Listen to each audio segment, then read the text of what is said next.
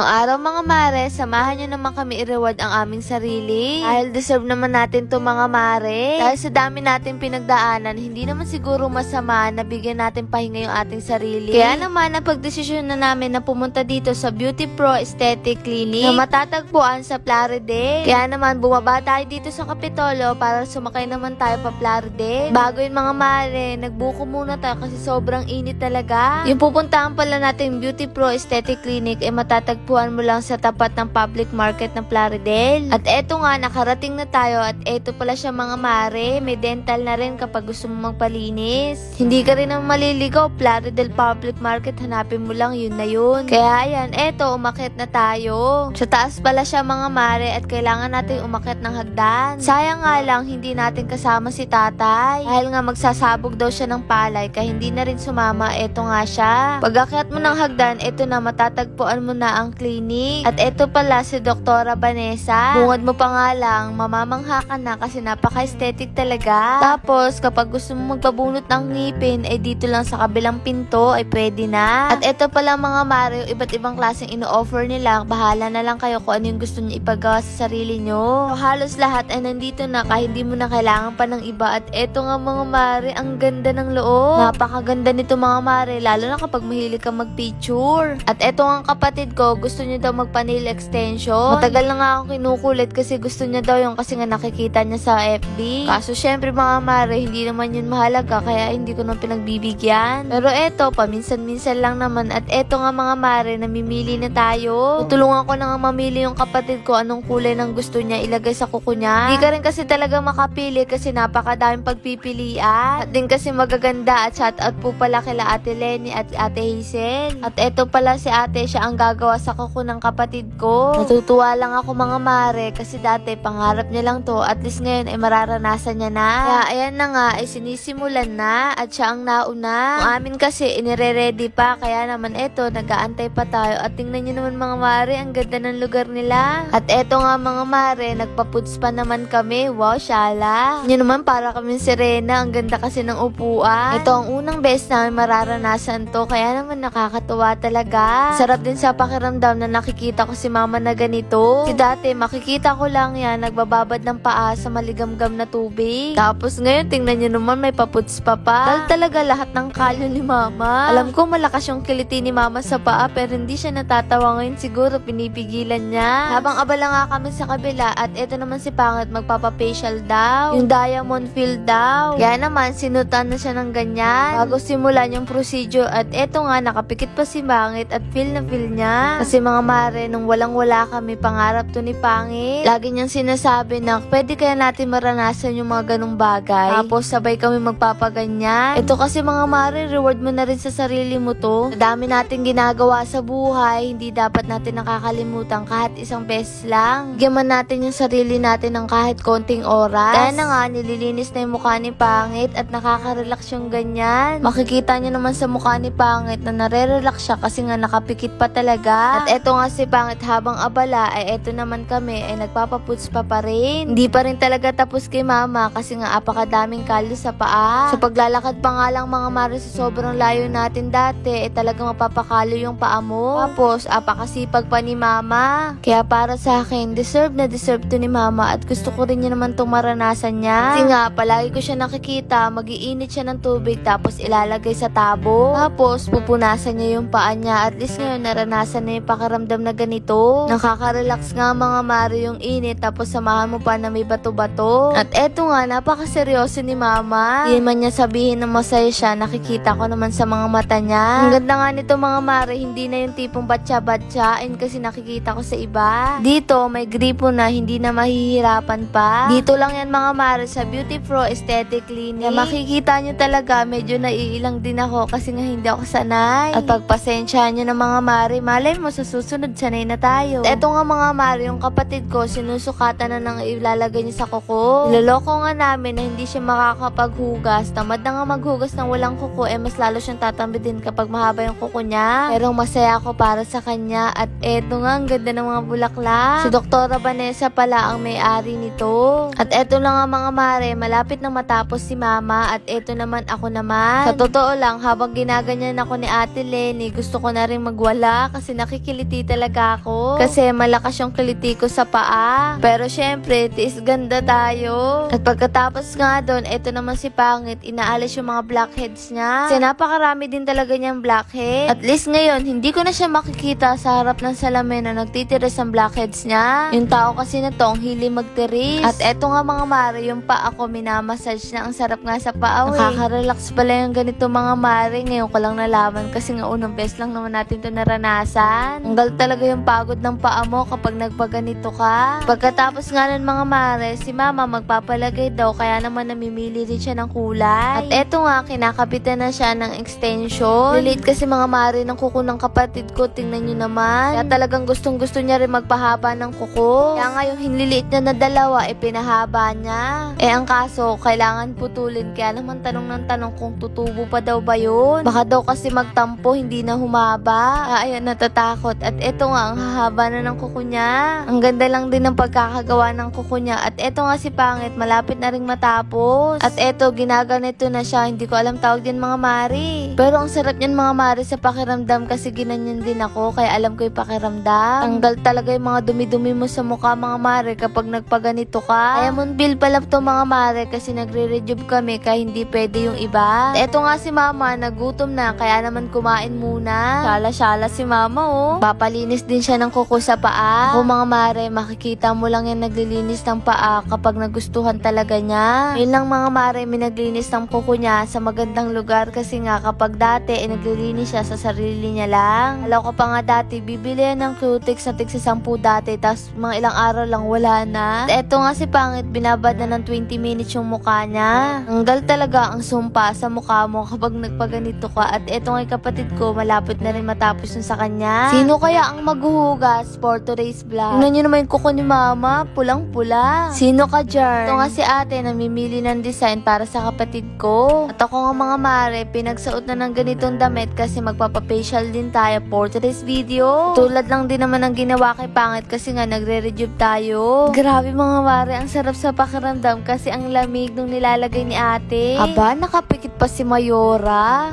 Ganda ka dyan. Mga mare, ang nagpaparelax lang sa akin dati maghilamos. Tapos ngayon, may mga ganitong bagay na tapos iba yung gumagawa. Ang sarap pala sa pakiramdam. Kasi syempre, tulad ng buhay natin dati, mas uunahin pa ba namin yung mga ganito kung wala na rin kayo makain? Syempre, hindi na natin to maiisip noon mga mare. Uunahin natin yung kailangan natin kasi sa gusto natin. Ito nga mga mare, kinayod na yung mukha ko. Paano ba naman kasi ang dami ring blackhead? Mading kasi ako mga mare magtanggal ng mga ganyan eh. Kaya ayan si ate, hirap na hirap ba naman? At eto nga ang kapatid ko, tapos na siya. Ang ganda ng kuko niya, humaba yung mga daliri niya. Aba, syala-syala ang daliri para talagang ayaw na maghugas. Ako, tamang-tama, mahilig yan sumayaw, makikita yan. At eto nga, hindi pa rin ako tapos. At eto, tawang-tawa ako kasi nahihiya ako. Tanggal talaga mga mare, libag ko sa mukha ng mga oras na yan. At eto mga mare, ang sarap sa pakiramdam kasi ang lamig niya. Tipong para ka nilagyan ng yelo sa mukha. Kaya mga mare, magpaganito ka na rin kasi alam ko deserve mo yan. Dapat, kahit gaano tayo ka-busy, dapat inaalagaan natin yung sarili natin. Kasi syempre mga mare, isa lang yung katawan natin. At eto nga, binabad na ako sa oven char. Medyo kinabahan nga ako niyan mga mare. Ewan ko ba nung tinakpan yung mata ko, parang hindi rin ako makahinga. At eto nga si mama, nagpapalinis na rin ng kuko at nilagyan na nga rin ng panglagay na extension. Sino mag-aakala na yung dating Cutex niya lang ay tig sa 10, ngayon naman may pa-extension pa ng kuko. Hindi talaga natin mahuhulaan kung ano yung kapalaran ng bawat isa. Kung hindi mo masasabi kapag mahirap ka, hindi habang buhay, mahirap ka. Kapag mayaman ka, hindi naman pwedeng habang buhay, mayaman ka. Kaya ang kailangan natin gawin ay maging mabuting tao. Lahat ng oras, sa bawat tao. At wala din dapat tayong pinipili kung kanino lang tayo magbibigay ng respeto. Kasi bawat isa ay deserve irespeto. At eto nga mga mare, pagkatapos ay nagsalamin ako at namumula pa nga yung mukha ko kasi nga nagre-rejuve ako. At eto nga si mama, syala-syala yarn. At least ngayon, hindi ko na makikita si mama naglilinis ng kuko gamit yung brush. Sayang masaya ako para kay mama. At binibiro nga, may pagtaas na daw ng mga daliri. Kaya yan, tawang-tawa nga naman siya. At eto nga, ang ganda ng kulay na napili niya, pulang-pula. Natutuwa lang ako para kay mama kasi dati nilalait lang yan. Naalala ko nga dati si mama uuwi na parang umiiyak kasi nga dati ayaw daw siyang kasama ng mga taong kakilala niya. Yung damit ni mama, minsan parang pambahay pa o kaya naman nakachinelas, tas ang dumi ng paa. At least ngayon, naranasan niya na makita na malinis yung mga kuko niya. Ang ganda pala nung sa kapatid ko, ang hahaba. At syempre, magpapahuli ba naman tayo at eto nga yung kuko ko. At pagkatapos nga ni mamang palinis ng kuko at ayan, pinamassage niya naman yung mukha niya. At ayaw nga pumikit, baka daw maging kamukha niya si Maren Rivera kapag dilat ng mata niya. Kaya ayan, dilat na dilat yung mata habang nililinis yung mukha niya. Sabi nga ni mama, ang lamig daw nilalagay sa mukha niya kaya nare-relax siya. Habang ginagawa yan kay mama, eto, nilalagay na yung kilay ko ng anesthesia kasi nga magpapalagay tayo ng micro shading. Hindi rin kasi mga mare maganda yung kilay ko kaya ayan, nagpaganyan na rin tayo. Reward ko na rin to mga mare sa sarili ko. Paminsan-minsan lang naman kaya pagbigyan nyo na ako. Oo mga mare, baka pag nasalubong nyo si mama, kamukha na ni Maren, huwag kayong magugulat ha. Bumata si mama ng 5 taon, no? Tingnan nyo naman, ang ganda-ganda niya. At eto nga mga mare, habang nagpapalinis ako ng kuko, may anesthesia na kilay ko, parang ang bigat nga eh. Pero wag ka, tingnan nyo naman si mama, gumanda lalo. Kaya nga mga mare, ayaw ni tatay sumama, ewan ko ba naman kay tatay, minsan gusto niya, minsan ayaw, lalo ni pag ganito, ayaw niya talaga. Pero sa susunod, isasama namin siya para naman maranasan niya rin to yung mga ganitong bagay at makapagpahinga rin siya. Eto nga si Pangit, nagpalinis na rin siya ng kuko. Ako naman, tingnan nyo naman yung kuko ko